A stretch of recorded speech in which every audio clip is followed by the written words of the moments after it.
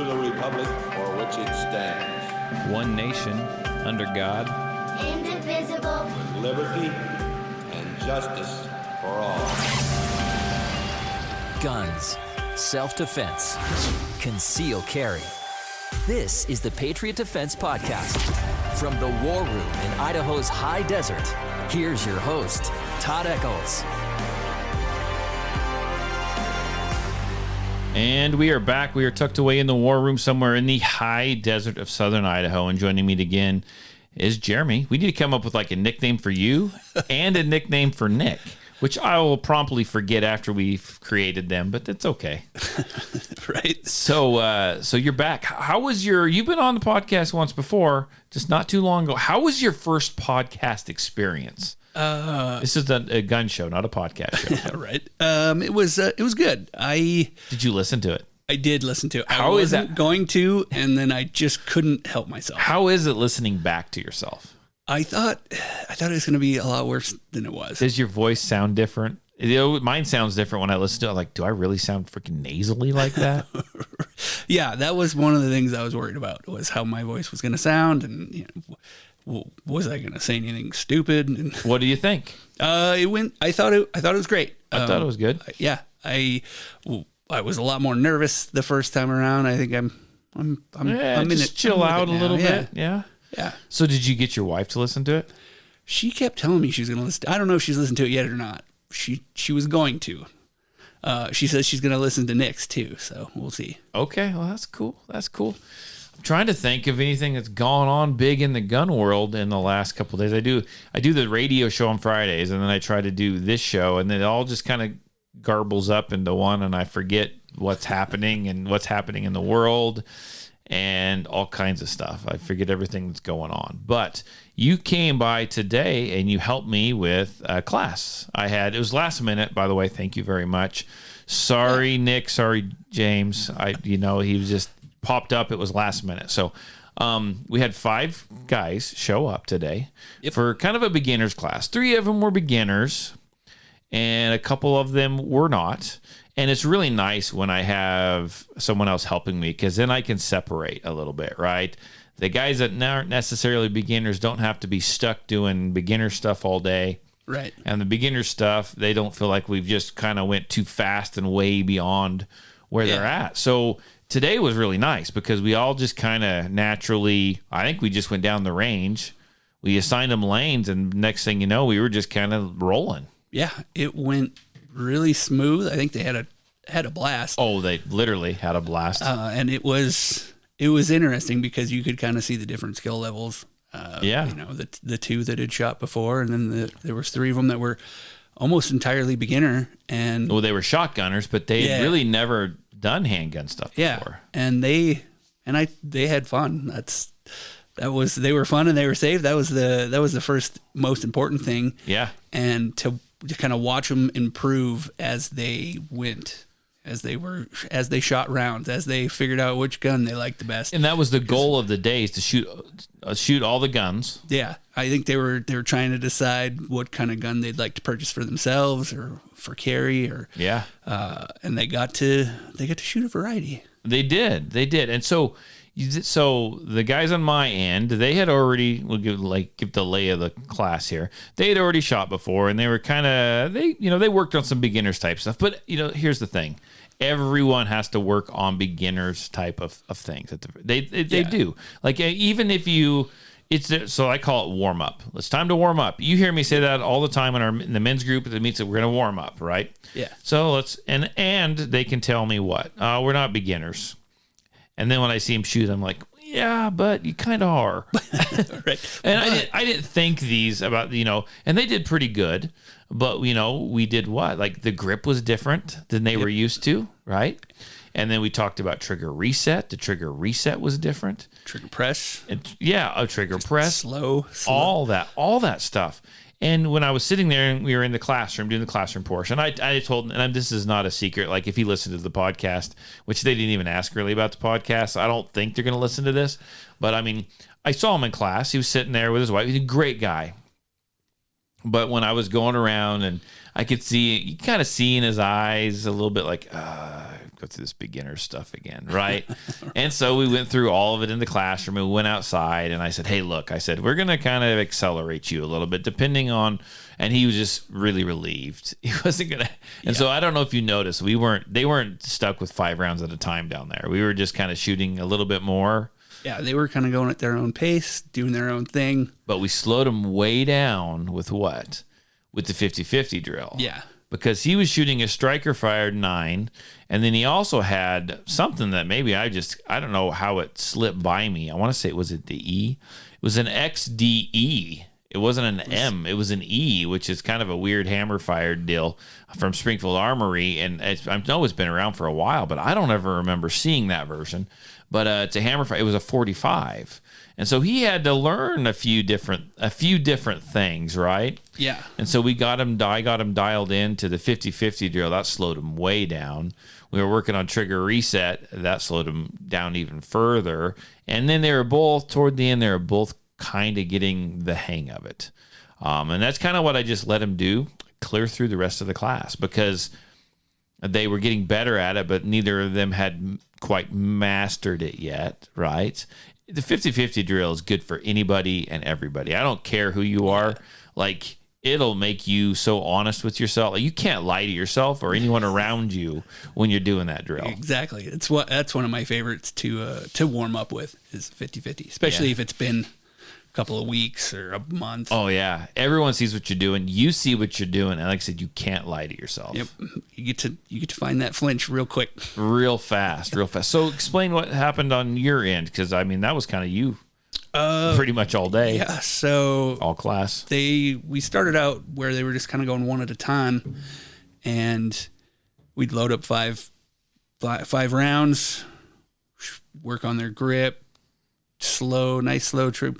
I tried to get him to focus on slowing down, hitting the wall, and then just getting kind of breathing through that last bit of the trigger. Yeah. And we talked about it in the classroom when we were working on dry fire, and you could kind of see it clicking a little bit. And then when we got to live fire, you could sort of see it click with him, like, oh, this is super important. This is going to make or break whether this shot goes where I want it to or where it's going to be, way down left, way down right, and tend to watch them sort of work through that and figure out how to get better at that was a lot of fun. A lot of fun for me. They had a lot of fun.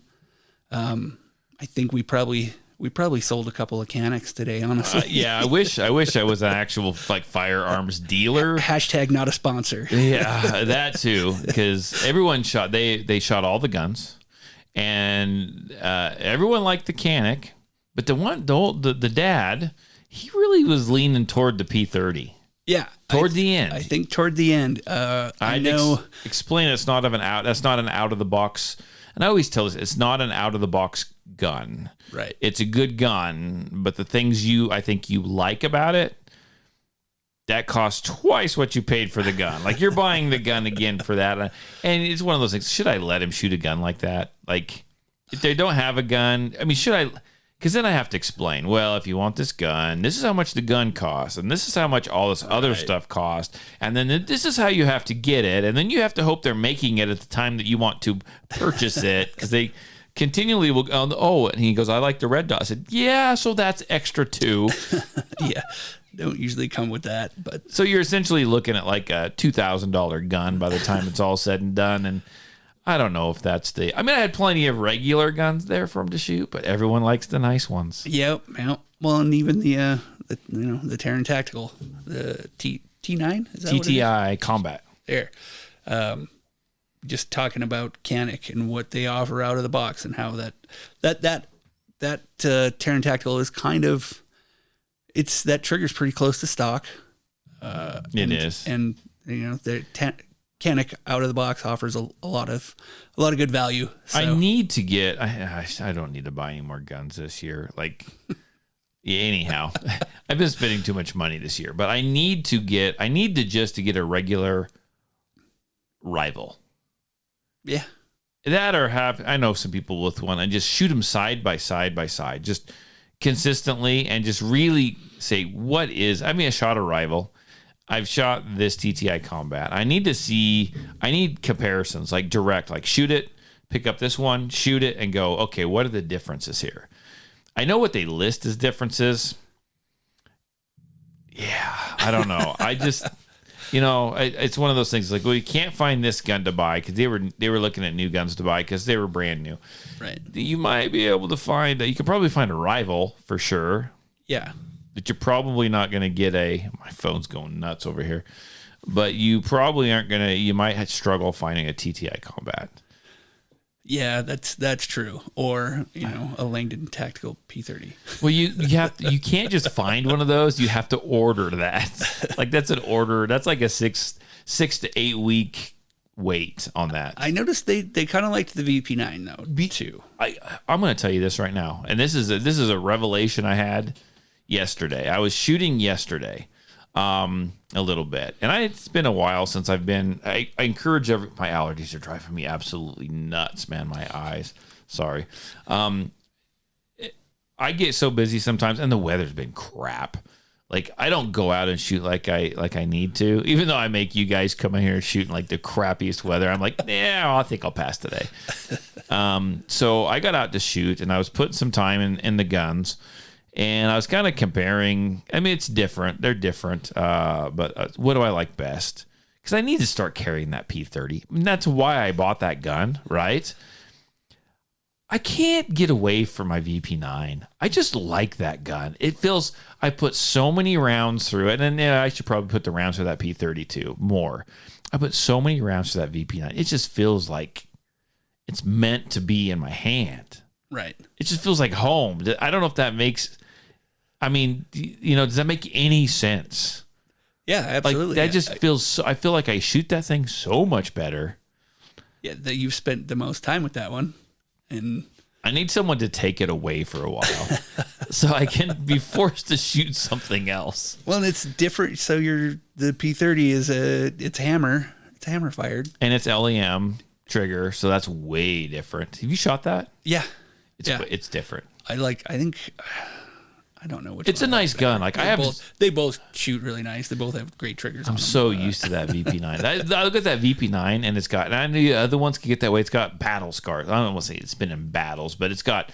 I mean, it's worn. It's broken. Yeah. It's got the marks on it from drawing it so many times out of my holster. I've got a holster for the P30 that I've never actually wore with the freaking P30 in it. Like honestly. But that gun just feels so good. I mean, I've got that rubber grip on that VP9. Mm-hmm. And do you notice, it's actually, if you look at it, it's starting to get smooth. Like it had texture to it. It's starting to get smooth in spots. Yeah. I did notice that today, actually. I mean, that's how much I've shot that thing. And I absolutely love that gun. I don't know. Man, I'm like shooting both. I'm like, I shoot the freaking VP9 better than the P30.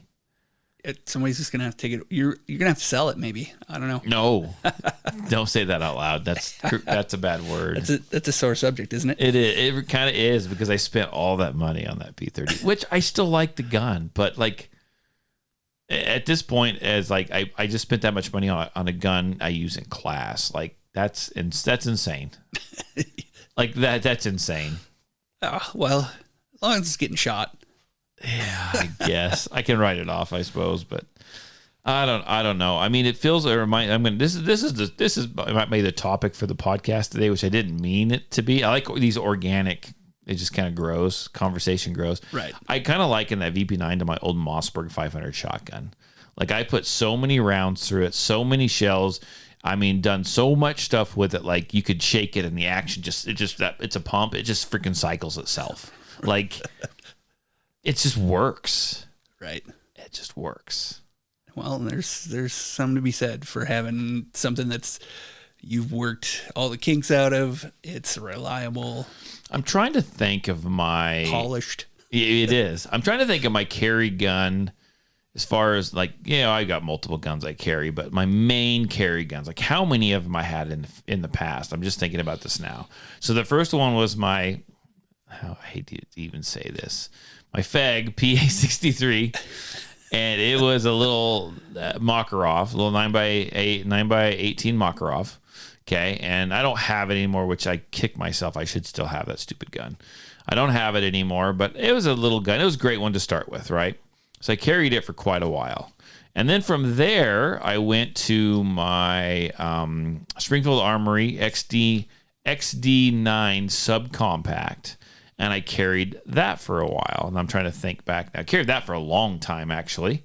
And then I kind of moved up, and I got my XDM, Springfield Armory XDM 9mm, carried that for a while. And it's a good shooter, but man, they're just big blocky bricks is what they are. They're not sexy. Well, that was back, honestly, that's kind of back when everything was big and blocky and gross. And then I actually carried the G19 for a while. Like, it was next on the list. I carried that G19 for a little while. And then where did I go from there? From that G19, I went to the VP9. And I've been carrying that thing for years. Had that for years. And then I tried to convert to the P30 last year, and that didn't work out well. But so, I mean, I've got so much time, so many miles on that VP9. Well, the VP9's pretty. So, if it hadn't been for some conversations I had with a buddy, I would probably be carrying a VP9 right now as well. Right, you got your Gucci Glock instead. Yeah. That kind of happened organically, and the only thing I really didn't like, which I think kind of threw the guys in the class off today, is the mag release. You can get them that paddle style. You can get them normal though. Oh, really? I think now, yeah, I've seen them. You can. I think, I don't know if you have to request them or what, but you can get them with the, I don't know what they call it, but the American style. Yeah. I tell everyone, like, well, how do you? I say, oh, that's right.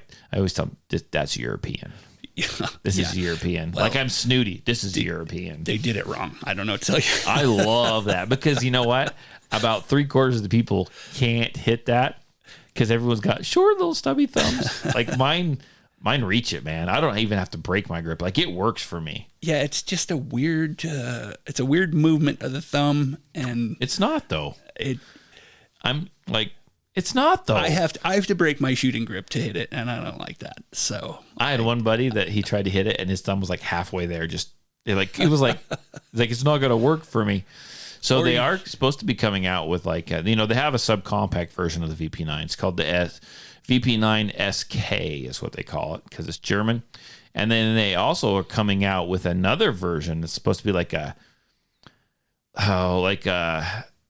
that was compact, so this is supposed to be like a subcompact. Like, it's supposed to. Well, they're way too late. They always are freaking way too late, because HK does whatever HK freaking wants, right? But it's supposed to come out with the size of it to compete with the P365. Oh, that'd be interesting. And so it's supposed to be just a mini VP9, which I think is probably too small for me. I will check it out if they ever decide to freaking build the thing. But yeah, it'd be worth looking at just for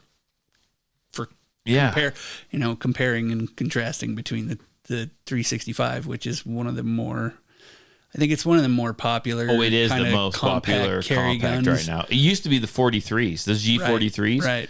I can't stand those stupid things.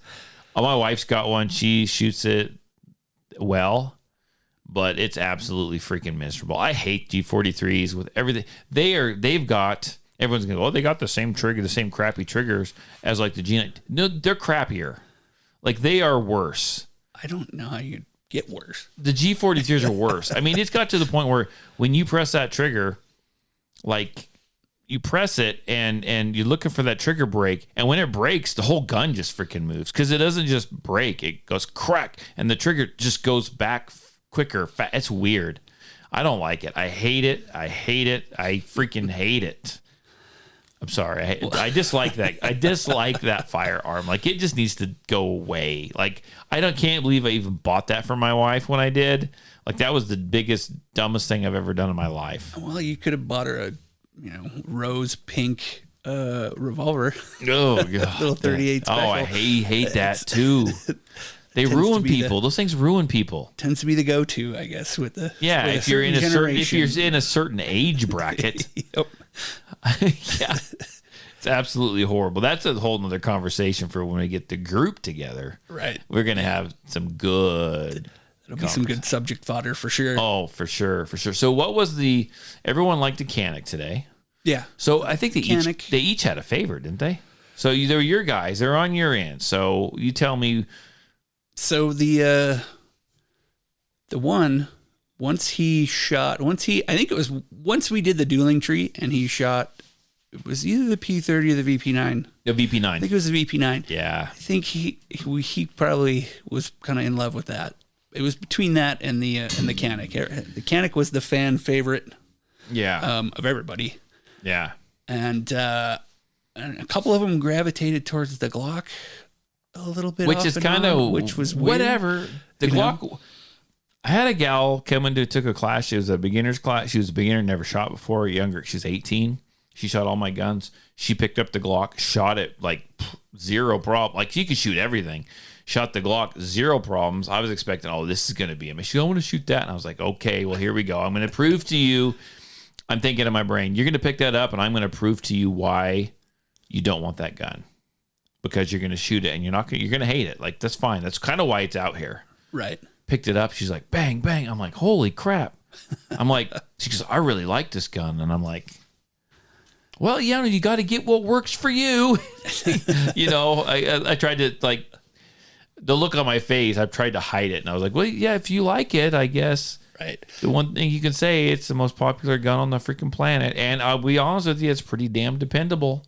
Yeah. We talked about that. So the one kid picked up the Glock second or third and actually shot the best with that so far. Yeah.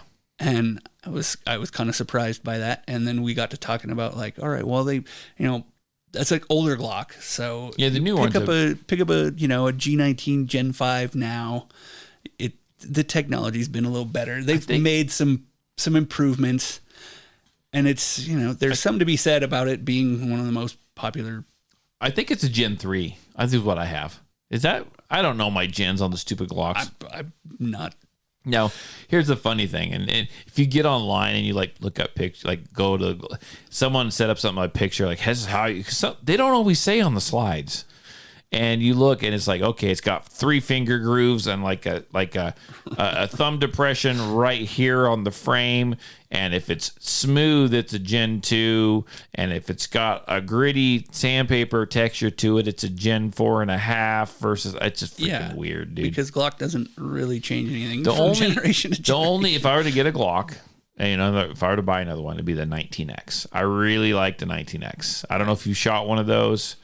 It's probably kind of like your Shadow systems, honestly. Yeah, that's the one it gets compared to the most. The 19X and the 45.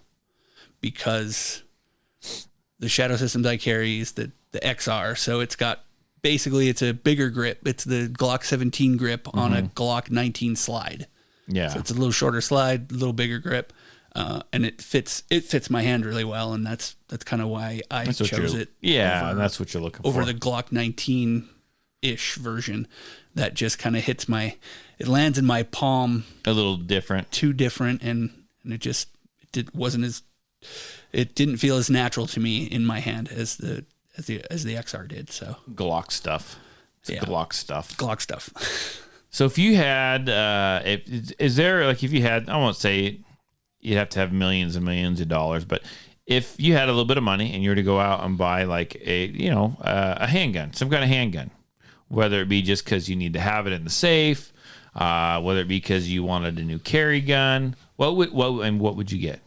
I keep kind of asking myself this question of what handgun would I like to buy next, or if I was going to change up my carry. You talk to James enough, you talk to Magnum enough, and he changes his carry every 5 days. Yeah, I love that guy though, because he can shoot them all. Yeah, exactly. Zero. And he just I always get a little curious, hey, what are you carrying? What's new today? What's new today? and you ask him what the difference is between such and such, whichever gun it is of the day, the gun of the day, and just his reasoning behind it. And I kind of look at that and think, all right, well, if money wasn't an object, what would I want to carry? And I have a hard time answering that question because Okay, so let's back off then. If you had money wasn't an object. If you had $800, what would you buy right now? If you says I just want a carry gun. Or just a gun, and what pistol would you buy? $800. $800. $800, and it doesn't. You don't have to I don't know how much this one costs. I wouldn't get that one, but Right. Is there anything that you'd be like, hey, that would make a good carry gun, or hey, look, I need a little thinner carry gun, or I need a something. I'd probably honestly look at a Canic. Okay. Which one? So they have the carry the Meta. I'd probably want to look at that one because I'd want to put a red dot on it. So if I had my $800 and it was, $500-$600, whatever it is, and I got money left over to put a red dot on, and a flashlight. And well, here's the thing: if you're gonna buy a if you're gonna go get a Canic, right? So you got to get one of the top right. three. You don't want to go backwards. Bottom of the bottom bin. Well, there's still good guns, but you might as well go with the newest and the latest and the greatest. Right. So Meta is a good gun. Yeah, I've heard good things. I haven't actually gotten to mess with one. Yeah. But I think I like the way their triggers break. They're nice. I like the take up in the break is really, really great. I think they come with one of the best out of the box triggers. Yeah. And honestly though, I might go back and buy another Shadow Systems. They're coming out with I would say, what are they coming out with? And where do you see this? Because I don't see nothing about Shadow Systems anywhere. They just one day they just kind of appeared in the stores. Right. Yeah, that was kind of how it happened for me anyway. I'd never even heard of them, but just kind of standardizing between Glock the way Shadow Systems did. They take Glock magazines, it goes right into a G19 holster. And all of those parts are readily available. So I kind of liked that. Yeah. So what are they coming out with now? Well, they've got the CRX. So it's almost going to be they're compact. Okay. But it's almost like the 43, only with, I think they're talking a 17 round magazine. How could that be any good though? Well, and it's a Glock. It's going to be a 43. And I don't want to carry something smaller. If I was going to carry something, it'd be the same size. Are they going to call it the 40T? Like FAWTYTEE? No, instead of the 43, the 40T. The 40T. They're sticking with their 2 or 3 letter designations. I'm sorry, I had to do it. But I think because mine's the XR is a merge of their MR, which is a 19, and the DR, which is a Glock 17. So they went with the X because I think they're putting a longer grip on their more compact pistol. Right. Now, the CR itself has gotten mixed reviews of reliability and whatnot, but it's all guns have their problems. They do. I'm trying to think. There was a gun I wanted, and I got to look this thing up. I can't even remember what it. But what I really want is a 10 millimeter, just because I got one. I'll sell you. No, thank you. Let me finish.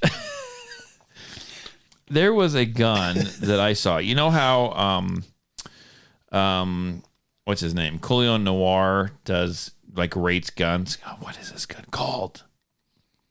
He'll run through and review different guns. There's one that he got. I can't remember what it's called. It's going to drive me absolutely nuts now. It was a weird one. Oh yeah. It was kind of brown on black, and I want to say it's not Lion, but it's. I can't. Do you know what I'm talking about? Don't you? I think I remember seeing that video. I just don't remember which one it was. What is that freaking gun called? But I like to kind of watch him and look at his reviews on firearms because do you sometimes, so let's talk about this. Do you sometimes I will watch reviews on all kinds of things I want to buy, but I don't always like to watch reviews on guns, because if I look at the gun and I've read up I won't say the reviews, but I've read the stats, the statistics on the gun, the weight, what it does, all that stuff. I'll go to the manufacturer and read their ad on it, essentially. Right. I don't like to go watch reviews because someone's always going to find something wrong with it. For sure. And that's I'm like, almost that what kinda, they're there to do. That kind of like sometimes. dampens my interest in it. And so I'm like, well, maybe you didn't like it, but maybe I'll like the stupid thing. Right. And all of that has to be taken with a grain of salt. I like to, when I'm watching a ruins review it for me. video, I look for how many, so I like when they tell you what kind of ammo they're shooting and then how many times, how many malfunctions happen. Like, is it something that cycles everything right out of the box, or did they have a bunch of issues? How do I know he was doing everything right? Well, and you don't. That's where the grain of salt comes That's from. what I'm just like, you know what? I got a handful of handguns, and guess what? All my guns, even the crappy ones, guess what they do? Yeah. They cycle every time I press the freaking trigger. Yeah. Right. That's the So, most and important thing. I'm not knocking on your version of this is what you look at. I'm like, so you're gonna tell me it doesn't run? I bet you it runs. Well, Like and- I've never come across a gun that just, unless it's a weird like SR22 or something, like it just runs. They just work. All of them do, but they aren't gonna make it to market if they don't. Right. And you would hope. On Facebook, there's a couple of Shadow Systems like forums that I am part of. And people get on there and complain about, I had so many malfunctions and yada, yada, yada. And some of that, I think 90% of the problems anybody has with the gun is going to be user error. Oh, some of those things on the forums, they'll post a video and I'm like, yeah, I could see why it's malfunctioning. Because, so I took mine and the only time I've had malfunctions with mine were user-induced error or, if honestly, all of them had been because I screwed something up. Either I limp wristed it or, other than the one squib round, that wasn't my fault. But yeah, other than that, it's stuff that I'm doing wrong. It is. So I just don't like the gun reviews, really. I don't like it. So let's back up. I found the gun outside. Lionheart Industries is called their LH9 MK2. It's a weird gun. Like I don't even know how to get it, how to even find it. I thought it looks cool. I like the color scheme. It's kind of like that bronze and black. I don't know. Is it a 2011, a 1911? I don't remember anymore without digging through my phone, but you never heard of them. But I'm kind of like, maybe I want that weird gun. Right. Maybe I want the weird gun. The weird no name. Well, I mean, I got the P30. That's kind of a weird gun. That's true. Like, when's the last time our last permit class we had, someone had a P30. Besides that woman and James, I don't know who else has a freaking P30, especially one from Langdon. Right. I mean, I don't know. That's kind of a weird one. There's a Facebook page that I follow. It's called Saturday Night Specials. Oh. And but it's what it is just dedicated to these guys that they like firearms, and they literally go out and they just and it seems like it could be a pretty inexpensive hobby depending on how many you bought. They just go out and they scour pawn shops. Like they just love collecting weird, odd little guns. They consider Saturday Night Specials. Like the Ravens, the weird Raven brand or the weird Jimenez brand, just odd stuff they like to buy because you usually get it for like $100, a couple $100, right? They're just fun. Pieces of crap, and they like display them. They think it's absolutely fantastic. It's like firearms. It's like a piece of firearms history, right? And I actually thought about getting into that.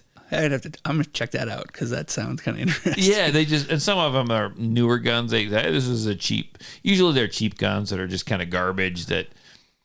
It's like before High Points, right?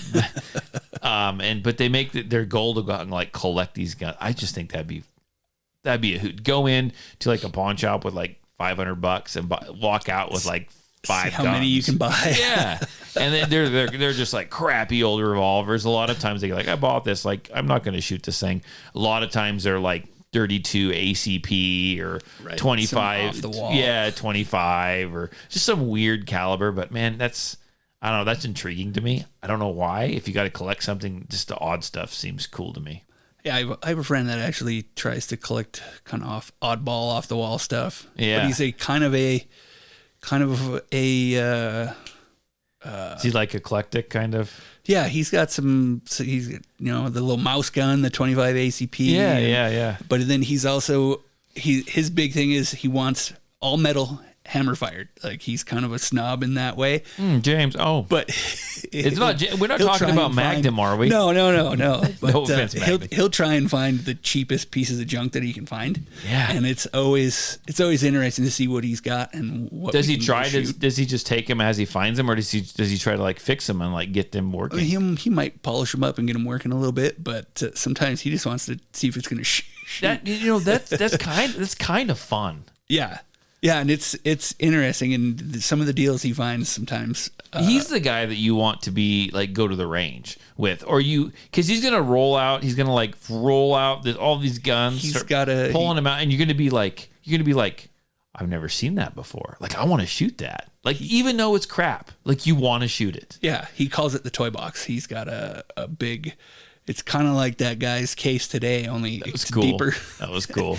And he's one of the first people that I went and shot a handgun with when I decided I wanted to shoot handguns. So And he's got all these weird odds and ends. yeah, he's got some, like he really likes the Browning high power, but he looks for like the clone, the FEG. He's got a oddball clone, stuff. yeah, and then just some off the wall stuff, and it's. See, I kind of had that pretty start fun. when I had my my 9x18 Makarov, the FEG, the PA63. Like that's kind of like what that was. They were cheap. Like when I bought it years ago, it was like it's not new per se. Like it's an old Hungarian police pistol. Right. Like it came in like a big leather scabbard style holster, had the little cleaning rod tucked in the back, and just very.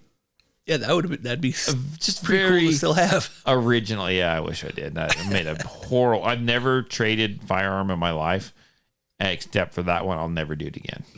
But because I wish I had it back every single time. That's why I very rarely sell stuff. But what a fun little, mean, nasty little gun to shoot. Like like I had to replace a bunch of springs in it. That thing kicked like a freaking mule.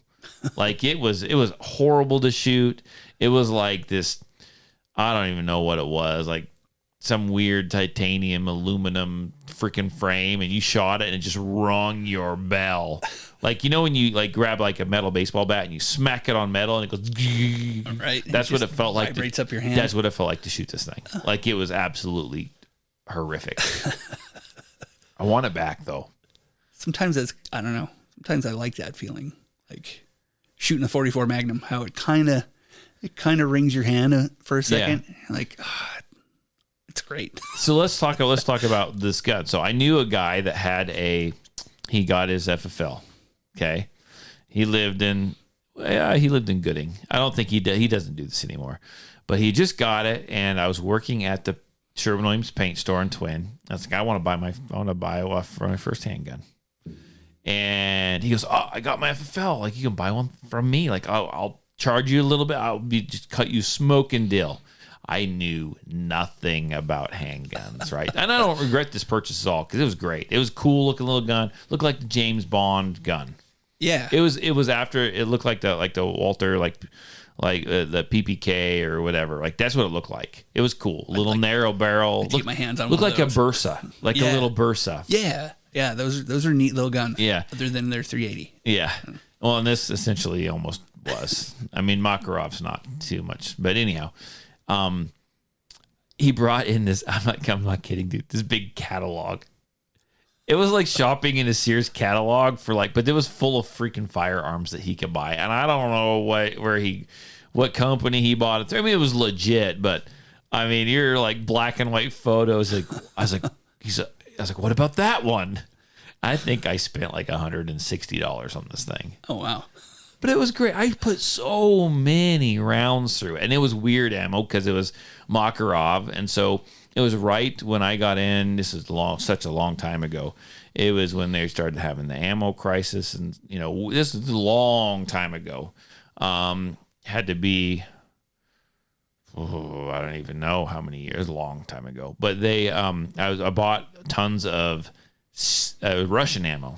Silver Bear. Silver Bear ammo, Silver Wolf ammo. Like I've got those. I've got an old box of it somewhere. I have to show you. It is the most Russian looking thing that you've ever seen in your life. It's like a collector's item. Oh yeah. And when I sold it, when I traded it, I traded the ammo too. Dumb. I was just dumb. Like I traded it for a rifle, which I still have. I wanted a 308. Well, I mean, I traded it for. Can't blame you there. Yeah, but I got taken, and all that was, man. I got taken advantage of. Like, and I know it. So this guy he was trying to trade. He wanted this rifle, looking for a pistol, and so I traded him. But he had this rifle. It was not a great rifle. It would have worked. A Mossberg rifle. I think it was Mossberg rifle 308. And when I saw pictures of it, the stock was unfinished. And I was like, oh, don't finish the stock. I'll finish it and stain it how I want to do. I was like, this is kind of a cool project, right? Right. Well, the flag should have gone up when I showed up. And, I didn't make the trade. I was new, man. The guy was up in Boise. So a friend of mine was going to Boise.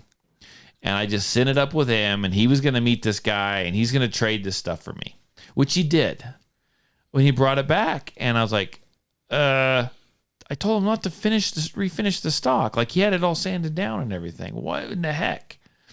Guy had finished it, stained it, clear coated it, you name it. Things all reassembled. And I'm like, got to looking at it. Freaking stock is split. Clear open. And what he did is he had to finish it because he had to hide it.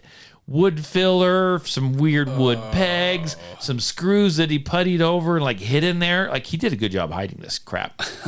But yeah, the stock's cracked. It's just a freaking mess. I could go buy a new stock for it, but I'm like, I just gave you my gun and like 600 rounds of ammo. Ooh. Oh, I know. That's it was rough. just a bad deal. And I don't know who he was. Like, he's up in Boise somewhere. Like, I don't freaking know. The gun could be across the border in Mexico for all I know. I mean, I don't know who he was. I mean, I don't know where the gun went. Maybe it's in freaking Afghanistan or somewhere. They sent it to Ukraine for. They probably put it in one of the Toyota trucks and sent it down there to the freaking jihads are running around in it or something. Like, things probably got one hell of a history by now, but I don't know. I think about that like every couple of months. I just regret that. That was the dumbest. I got this worthless whatever. I should probably get a stock for this rifle and try to see how nice I could make it. That might be kind of fun, actually. There you go. I was so disappointed in myself. Have you ever traded a gun or anything? No, I have a thing about not trading them, not giving them away. I don't do that anymore either. I don't sell them either. I figure I bought them for a reason. We have them for a reason. I'm just gonna keep it. You never know. You still have your Hellcat? I do. You know what? You never shoot that thing. I had it out at class a couple of weeks ago. Oh, did you? Yeah, I hated it. I remembered why I traded up because it just you should juice that thing up a little bit. You should buy a trigger for it. I don't think the trigger's the problem. I don't know. I'll put some more rounds through it and see what happens, but we can buy a trigger for it. It's not nice fun to shoot. It's crap. Yeah. It literally is kind of crap. It's more fun than the Taurus is, but yeah. But so I posted, man, we started this podcast with like nothing to talk about. Right. Yeah. And see how this kind of went? I love it. So I'm going to pull up something. Where is this at here? I posted something on Facebook today. This is what I posted. I said, if you've taken a class from me in the past, or if you listen to my podcast, is there something that I always say, like a catchphrase or a one-liner that I repeat all the time? I can think of a few, but I want to know what has stuck with you. And I just wanted to see what people thought. That's all I was looking for. Right. So I have, let me look here. So I have a few people comment a few different things. Let's see. Someone says practical, not tactical. Oh, yeah. That was my catchphrase from early on. Okay. I remember hearing that. Slow is smooth, smooth is fast. Yep. That didn't just come from you. That's actually someone else said this. That one I've heard. That's one I can say that I've actually heard probably in every one of your classes. It's far. true though. Yeah, and trigger press. Yeah, 7 S's. Aim small, miss small. Yep. Okay. Go to the speed of your success. You go to yeah. I like that. So it's all about the trigger press. Yep. I say that a lot. One guy put, "Oh, you're a 1911 guy." I say that too. What else?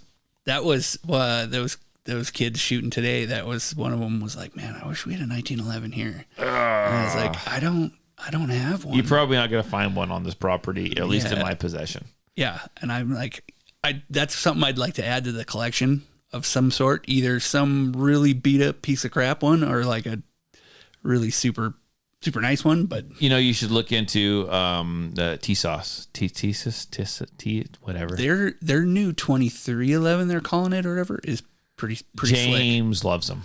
Yeah, he's got one he absolutely loves, and it's I messed with one the other day, and they seem like they're pretty affordable as far as the 2311 goes. Yeah, their trigger was nice. Yeah, I think does James have one? Yeah, yeah. Of course he does. Right. Of course he does. He's the 2011 guy for sure. So, people are going to start taking classes from me real soon because they're going to want to all show up and shoot my Saturday night specials. Yeah. And I'm going to have them sign an extra waiver when they do. Just open the toy box for them. Open the toy box. Pick this one. I don't know where that one's been. It may have come across the border. I'm not sure. So, anyhow, thanks for coming and helping out today. Yeah. It was a great class. It was a great class. I just wish the wind it wasn't miserable. I just wish the wind wasn't blowing quite as much. Yeah. I mean, we didn't get rained on, which I was prepared for this morning. I thought, all right, we're going to get a little wet today, but yeah. Well, pretty soon. It won't be a couple of weeks, and we'll be going, man, I wish we'd have some kind of breeze out here. Yeah. Gosh, I wish I could wear a hoodie today. Yeah. It's fixing to get real warm. Yeah. I don't like to complain about the heat because I don't like the cold. So. Listen to the wind out there. Yeah, it's starting to blow. This anyhow, it sucks. Typical Memorial weekend weather. For sure. Well, I think on Memorial Day it's supposed to be 88 or something weird like that. Yep, it's supposed to be real nice. So good time to get my fishing license bought and go fishing somewhere. That's what it's time to do. So anyhow, I appreciate your help. If you've listened to this podcast, I do appreciate that as well. One thing you can do to help the podcast grow is to share it wherever. I don't care where you share it on your social medias. I mean, take a screenshot, send it to someone. I don't really care how you share it, just as long as you share it. That's how we're going to grow. That's how we're going to get bigger. That's how we're going to get better. I do this. I have no problem doing this show. I don't make any money off of it, but I enjoy doing it. So if you could just help me out, share it, that would be great. If you got any questions or comments, you can call or text area code 620-794-6223. That's area code 620-794-6223. I will respond to especially your text messages. I get some people texting me from all over the world. I've had people from Australia. I've had people from over in Europe. I mean, it's crazy the amount of people. Yeah. You can find us on all the social medias, Facebook, Instagram, TikTok, for as long as it sticks around. Wherever you can find it, anyone on social media, I'm sure you can find us. And if we're not there, I've probably got on there and saved a page. I probably just haven't posted, like Rumble. I'm on Rumble, but I don't post anything. I don't know that I believe in that platform. So, but it's as bad as TikTok. I'm kidding. I don't know. I say that now. Everyone's all irritated and pissed off now. Or Truth Social. Oh, sorry. Did I say that all wrong? Okay, I'll let that go. We're out of here. We got stuff to do. I think I got family time or something at the park with the grandkids. So thanks for joining us, Jeremy. You're absolutely. Talk to everyone later. Have a great, safe Memorial Day weekend.